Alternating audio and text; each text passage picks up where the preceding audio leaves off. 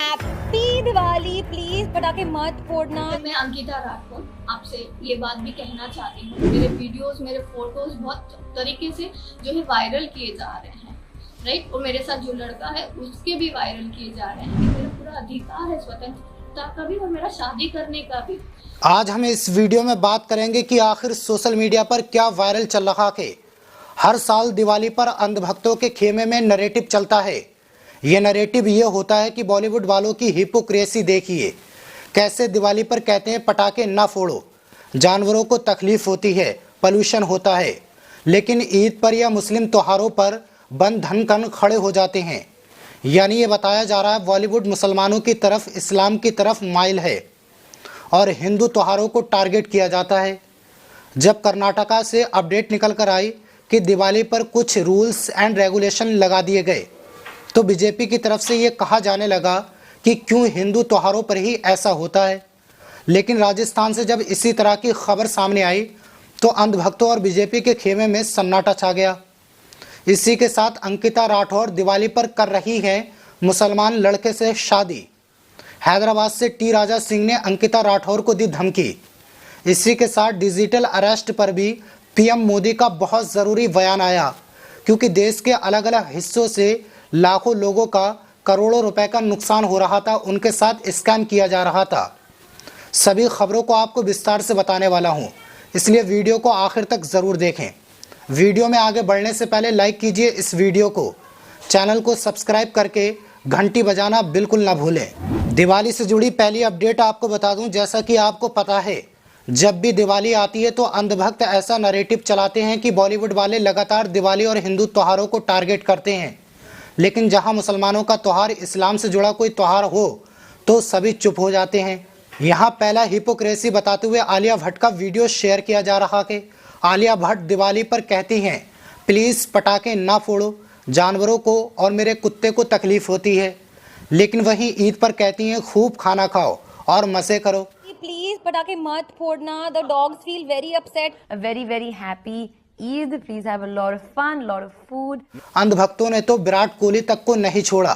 विराट कोहली ने इस दिवाली को लेकर कहा था कि इस दिवाली में लेट्स चेंज थिंग्स अप। ये सारे ट्वीट वायरल हैं। भक्तों का कहना है क्रिकेटर और बॉलीवुड वाले हमेशा से हिंदू त्योहारों को टारगेट करते हैं।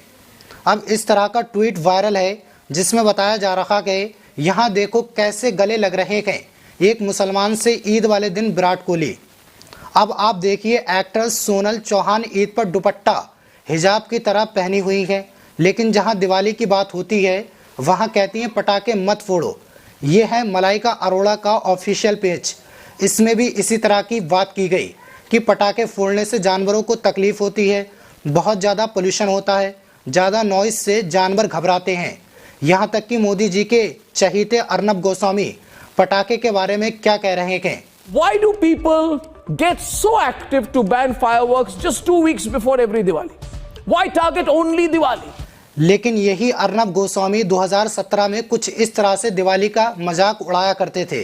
I am a Hindu. I will celebrate Diwali with diyas. You will celebrate Diwali with Chinese firecrackers. ये चीनी प्रथा एयर पोल्यूशन स्प्रेड करने के लिए हमें हिंदू नहीं बनाते। आखिर ऐसा क्या बदल गया जो 2017 वाला अर्नब 2023-24 वाले अर्नब को ही बुरा भला कह रहा है। हिपोक्रेसी की भी सीमा होती है। अंधभक्तों का ये पूरा नैरेटिव एक तरफ, वहीं दूसरी तरफ कर्नाटक से बड़ी खबर सामने आई कि कर्नाटक सरकार ने पटाखे पर रोक लगा दी है। कुछ नियम कानून बनाए हैं। कर्नाटक सरकार ने पटाखे जलाने पर लिमिटेशन लगा रखी है और कहा कि दिवाली पर सिर्फ 2 घंटे पटाखे फोड़े जाएंगे, यानी eco friendly green crackers Diwali मनाई जाएगी। इसको लेकर भारतीय जनता पार्टी की तरफ से कर्नाटक सरकार को बुरा भला कहा जाने लगा और ये कहा गया कि ये रेगुलेशन सिर्फ हिंदू फेस्टिवल पर ही क्यों होता है। यानी बीजेपी का ये आरोप है कि कर्नाटक सरकार हिंदू फेस्टिवल को टारगेट कर रही है।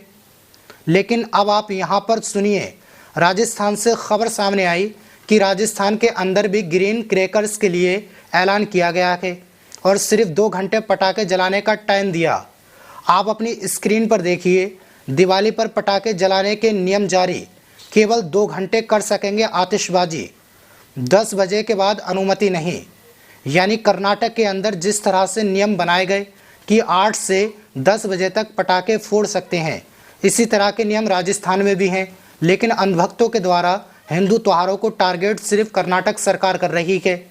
जिन लोगों को नहीं पता उन्हें बता दूं, कर्नाटक के अंदर कांग्रेस की सरकार है और राजस्थान के अंदर भारतीय जनता पार्टी की है, इसीलिए राजस्थान सरकार से कुछ नहीं कहा जा रहा है। इसी के साथ आपको अगली अपडेट बता दूं, मध्य प्रदेश में हिंदू लड़की मुस्लिम लड़के से करने जा रही है शादी, हिंदूवादी संगठन रोकने के लिए तैयार।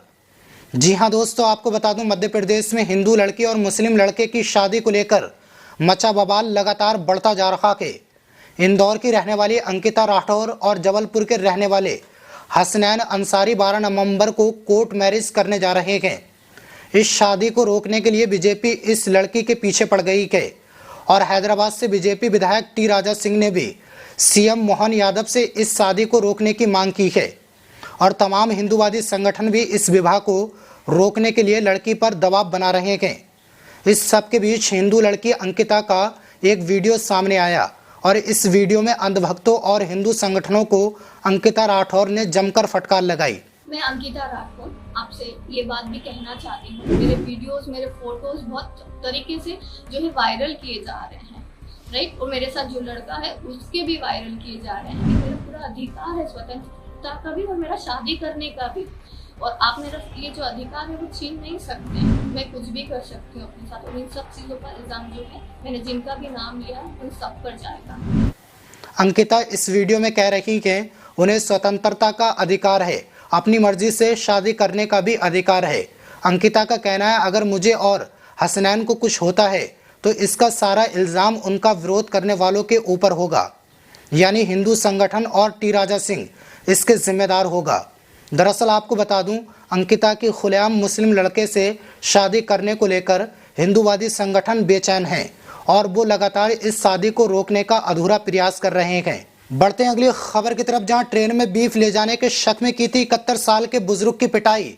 अब सुप्रीम कोर्ट ने जमानत देने से कर दिया इनकार, अंधभक्त की उड़ी नींद। जी हां दोस्तों, आपको बता दूं, मुंबई हाई कोर्ट और सुप्रीम कोर्ट ने एक युवक को प्री अरेस्ट बेल देने से इनकार कर दिया कि इस युवक पर आरोप है इसने ट्रेन में 31 साल के एक मुस्लिम बुजुर्ग की बुरी तरह से पिटाई कर दी थी। अब सुप्रीम कोर्ट ने आरोपी को जमानत देने से मना कर दिया कि जज साहब ने कहा वरिष्ठ नागरिक पर बेरहमी से हमला किया गया, उसका वीडियो हमने भी देखा था, इसलिए इसको हम जमानत नहीं दे सकते। यानी अब ये अंधभक्त पूरी जिंदगी जेल में सड़ेगा। अगली खबर आपको बता दूं, पाकिस्तानी महिला को भेज रहा था खुफिया जानकारी, गुजरात एटीएस ने धर दबोचा। ये खबर अपने आप में चौंकाने वाली है कि पाकिस्तानी औरत को खुफिया जानकारी भेज रहा था एक लड़का और गुजरात एटीएस ने उसको गिरफ्तार किया कि इस खबर पर अब तक हाहाकार मच चुका होता अगर आरोपी का नाम मुस्लिम होता। यहाँ पर मीडिया तक ने नाम शेयर नहीं किया, पोस्ट कर दिया, ट्वीट कर दिया, लेकिन नाम मेंशन नहीं किया। लेकिन मैं आपको उसका नाम ज़रूर बताऊंगा। उस लड़के का नाम है पंकज कोटिया, जो पाकिस्तानी महिला को खुफिया जानकारी भेज रहा था। अब नाम की वजह से ना ही अमन चोपड़ा कोई शो करने वाला है, ना ही अमीश देवगन चिल्लाने वाला है, ना ही रूबिका, ना ही सुधीर चौधरी और ना अर्नब गोस्वामी इस पर कोई कुछ नहीं बोलने वाला है। अंधभक्त भी खामोश हैं, इसलिए ये पोस्ट अंधभक्तों को शेयर की जा रही है कि अगर ऐसा कोई खबर सामने आती तो मुसलमान का नाम होता तो वो ढूंढने लगते। अब नहीं मिल रहा है तो छुप कर बैठ गए हैं। आपको बता दूं, देश के अंदर डिजिटल अरेस्ट को लेकर काफ़ी चर्चा हो रही है, क्योंकि एक फ़ोन कॉल आता है जिसमें आपको ये बताया जाता है कि आपके मोबाइल नंबर का इस्तेमाल गलत कामों के लिए किया जा रहा है। उनसे आधार कार्ड मांगा जाता है, उनसे वीडियो कॉल पर बात की जाती है। इस स्कैम में लोग अपने लाखों करोड़ों रुपए खो चुके हैं। अभी हाल ही में कर्नाटक की एक महिला 50 लाख रुपए का नुकसान कर बैठी। स्कैमर सब कुछ लूट कर ले गए, पूरा बैंक खाता खाली कर दिया। पहले पुलिस वाला बनकर ये लोग कॉल करते हैं, बोलते हैं आपका नंबर गलत कामों में लगा हुआ था, अभी जांच हुई है और इस आरोप में आपका नाम आया है, इसलिए आप अपना आधार कार्ड दिखाइए। सामने बैठा इंसान आपको पुलिस वाला लग सकता है।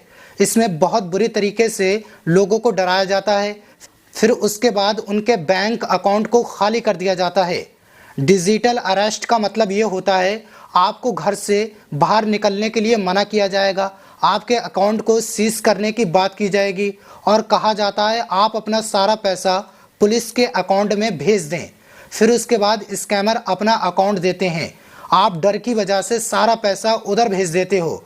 आपसे कहा जाता है जब आपके ऊपर से सारे केस हट जाएंगे वो पैसा हम आपको वापस कर देंगे।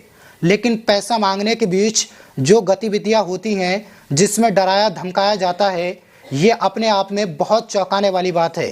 क्या पुलिस वाले इस तरह के स्कैम को अंजाम देते हैं? क्या फ़ोन से वीडियो कॉल से पुलिस वाले किसी को डिजिटल अरेस्ट कर सकते हैं? इसमें स्कैमर आसान तरीका चुनते हैं जिसमें वो कहते हैं आपके बेटे के साथ बहुत गलत हो गया, या आपकी बेटी गलत काम में पकड़ी गई है, या आपके नंबर से गलत काम हो रहा है। यानी बहुत अलग तरीके से स्कैम किया जाता है।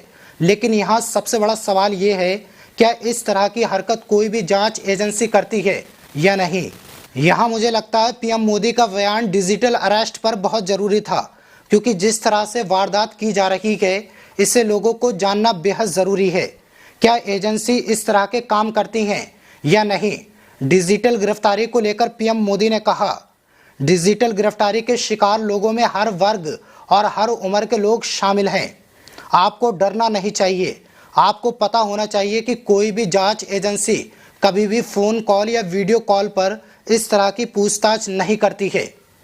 अगर बाकायदा आपके ऊपर कोई मामला भी है तो अगर फ़ोन आया तो इस तरह से बैंक खाता और आधार कार्ड के बारे में नहीं पूछा जाएगा।